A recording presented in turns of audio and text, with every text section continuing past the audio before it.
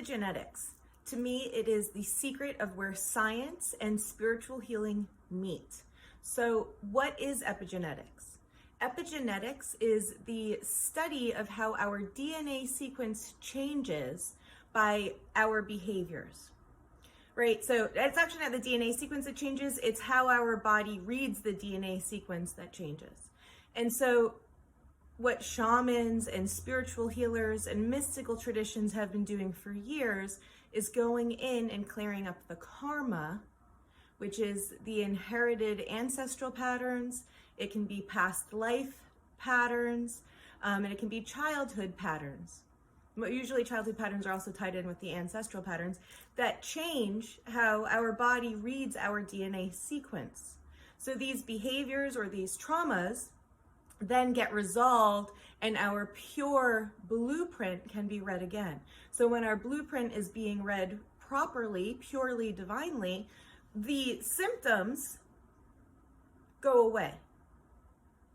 So that is the science of mysticism, what epigenetics is now studying. So different body parts, spiritual teachers have talked about, store different things. Traditional Chinese medicine talks about it, right? The liver is anger, the bladder is fear, bladder and kidneys are fear. People talk about how heartache is in the heart, shoulder problems is shouldering people's burdens, literally backstabbing is if people are talking about you, if it's in like the middle of your back, lower back can be financial stress, feeling unsupported, sexual shame.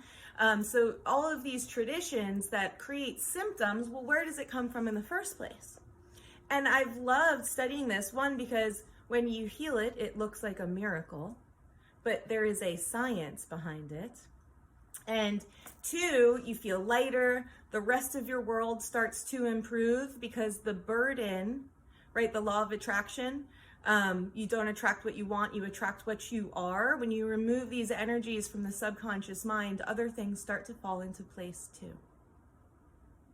And science is just starting to study what everyone else has known for years. Everyone else is in the mystics, other traditions. In psychology, I remember they would talk about how psychosis, in America, you go on pills forever. In other countries, the village comes out and sends people love, and what would be considered psychotic or schizophrenic here goes away. And so for me, I was always like, how? How does it go away? And that's what I've been studying, is how can we use our mind-body connection, the power of our mind, the laws of the universe to achieve true, real health. And for me, it starts at the unconscious and the spiritual level.